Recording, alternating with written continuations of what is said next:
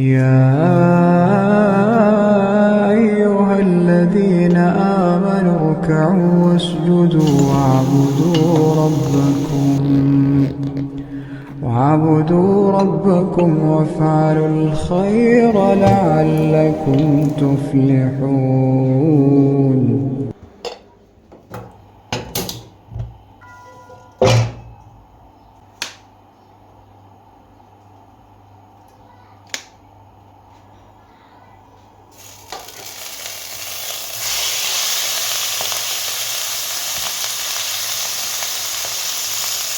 يا اهلا بالحلوين، عاملين ايه؟ يا رب تكونوا بخير.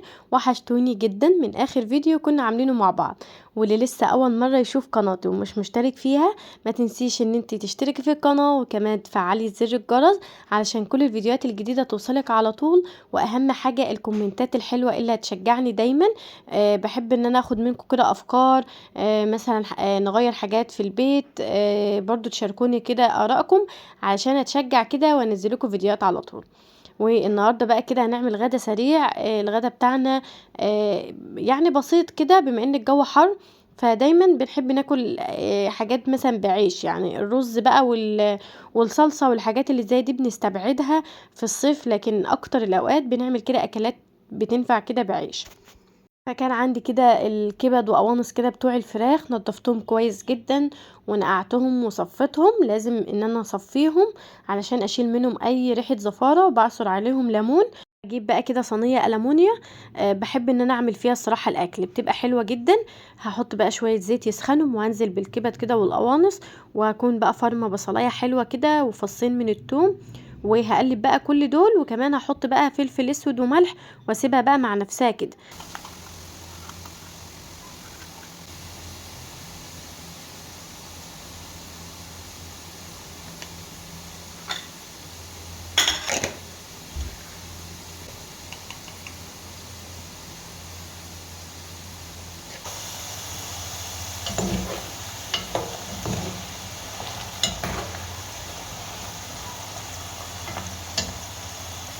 جهزت كمان كده بطاطس احمرها، وسمبوسه كده كان عندي.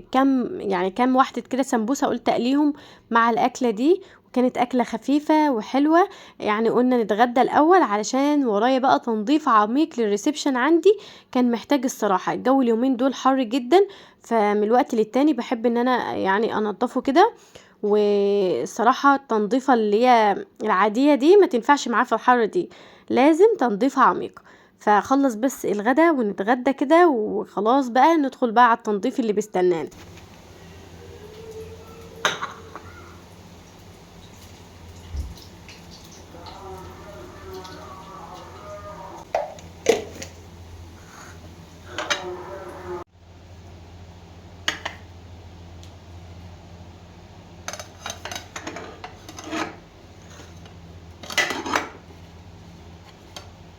ده كان الغدا بتاعنا بقى الكبدة، وكان طعمها حلو قوي. واللي قطعت معاها فلفل كده وطماطم، وطبعا البطاطس والسمبوسة، وكان غدا زي ما قلت لكم زي الفل. هندخل بقى كده على الريسبشن. كان الشباك عندي كل يومين عايز يتنضف بسبب بقى ان التراب صعب قوي في الصيف، والجو الصراحة حر. فبحب ان انا بقى انضفه كده بكون مثلا معايا بخاخة فيها مية وخل، وبمسحه بيبقى زي الفل. قولولي بقى كده، يعني عملتوا تنظيفات تانية بعد العيد ولا لا؟ طبعا الواحد بعد العيد قاعد كده يعني مكسل الصراحة، وملوش نفس ان هو ينظف ولا اي حاجة. بس الشقة بتاعتي يعتبر كانت بدأت تنهار، لازم ان ايدي فيها على طول. فقلت بقى انضفها. التنظيفة دي انا الصراحة بعملها، التنظيفة دي ممكن اقعد عليها اسبوعين لحد ما اعملها تاني. بنظف بس التنظيف بقى اليومي العادي بتاعنا، لكن التنظيفة دي ممكن شهر كمان. بيبقى كل حاجة زي ما هي نظيفة، مش محتاجة ان انا اعملها يعني التنظيفة دي كاملة كده.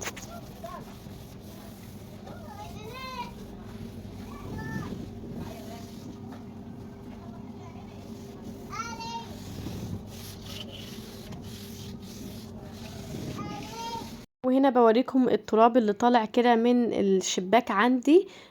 زي ما قلت لكم ان الشباك ده يوميا اصلا عايز يتعمل. بس انا لو بفرشة كده معايا فرشة الشبابيك بنضف بيها. ده التنظيف اليومي العادي. لكن التنظيفة دي كل اسبوع ممكن ان انا اعمل. بعد كده دخلت بقى على الشجرة عندي، لانها برضو عند الشباك فدايما بتبقى فيها تراب، فبرضو بديلها كده بختين كده ميه، وببدأ ان انا بالفوطة اللي معايا دي اشيل بقى اي تراب من عليه.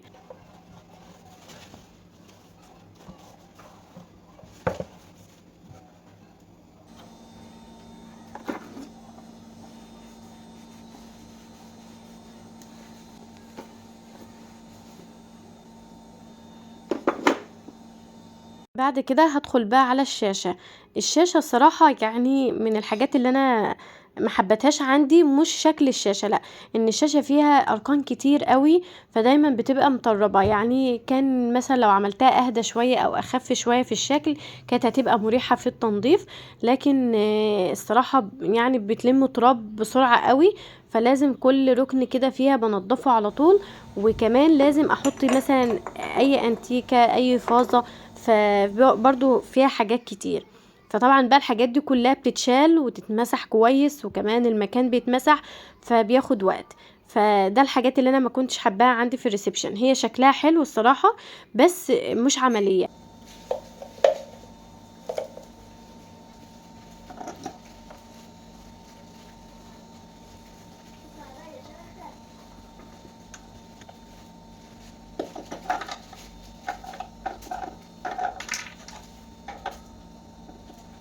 هنا الحمد لله نضفتها كويس جدا. حطيت بقى كل كده مثلا انتيكة في مكان بتاعها، بصراحة بيبقى شكلهم حلو في المكان ده. فبرضو ما كترتش العمل، مش حاطة حاجات كتير، بس لازم ان انا احط فيها ما سيبهاش فاضية كده. هاجي بقى هي دي اباجوره، بس ده الشكل بتاعها. فانا برضو حطاها كده بتدي شكل حلو برضو عندي في الريسبشن. برضو هرشها كده بشويه ميه كده وخل، وبرضو هبدا امسحها من اي تراب. الحاجات دي اساسيه جدا، يعني لو حاجه صغيره بتلاقي فيها تراب وكده بصراحه بتخلي المنظر العام مش حلو، فلازم ان انا امسحها كويس. جيت كمان للستاره. انا كنت طبعا على العيد كنت غاسله اللي هي الستاير التقيله عندي، اللي هي الزرقاء، عينتها الحمد لله. وغسلت بقى الشوفون ده وعلقته. بيبقى حلو الصراحه وخفيف كده في الصيف، بيدي شكل حلو. برضو عايزه اعدل كده اجيب برضو ستاير خفيفه، بس الستاير الشوفون اللي هي البيضه دي بصراحه شكلها حلو في المكان. وهنا كارما بقى كنت فكه كده الحاجات بتاعه الركنه عشان اغسلها برضو. فهنا بقى كارما الصراحه بستعين بها في الحاجات دي، بتقعد كده بقى تركب لي المخدات والحاجات اللي هي الصغيره على قدها، وبركب انا بقى الحاجات الكبيره دي.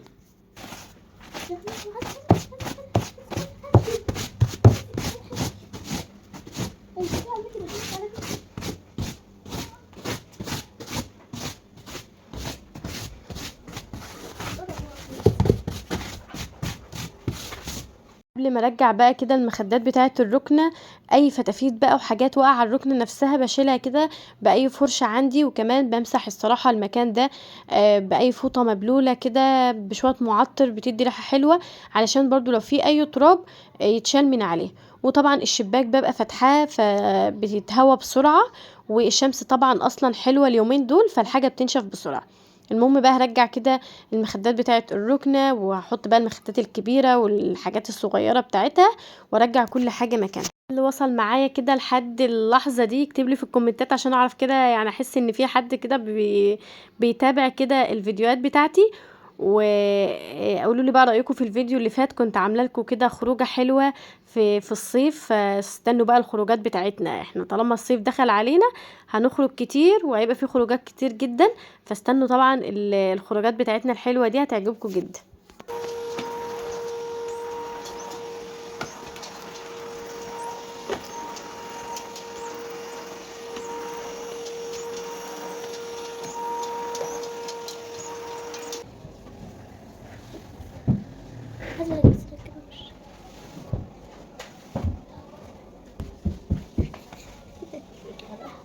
وهنا الحمد لله كنت خلاص بقى الركنه خلصت معايا. طالما الركنه خلصت خلاص كده ركبت حاجتها والحمد لله تمام، والستاره برضو ركبت.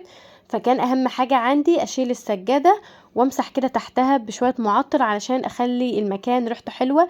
ودايما في الصيف بحب امسح السيراميك، في الشتاء ممكن مش كتير، لكن في الصيف بحس كده ان الشقة بدأت تتنفس كده وريحتها حلوة. وبقت طراوة كده لما بمسح السيراميك بتاعها. فالحاجات اللي بقدر ان انا اشيلها، مثلا السجاد بتاعها بشيلها وبمسح تحتها، لكن طبعا في حاجات كتير عندي تقيلة على السجاد فما بقدرش ان انا اشيلها. وقريبا يعني لا يتابعني هغير طبعا الحاجات دي، بس مع الوقت كده ان شاء الله هنعمل تعديلات كده في الريسبشن عندي.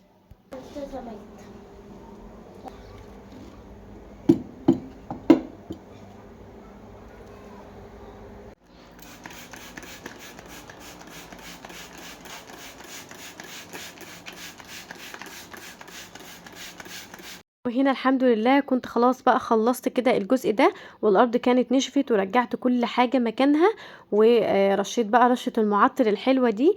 الدنيا اصلا كانت ليلت لان انا بادئه بقى متأخر، يعني بعد الغدا وكده بدأت التنظيفة دي متأخر. فعملت الجزء ده، والجزء التاني ان شاء الله هعمله برضو في وقت تاني. انا بحب امسك جزء جزء كده انضفه. والشاشة دي طبعا الصغيرة دي كانت بتاعة الأوضة، حطيتها هنا وحطيت الكبيرة في الأوضة. وهنا كنا وصلنا لآخر الفيديو بتاعنا، اقول لكم على السلامة.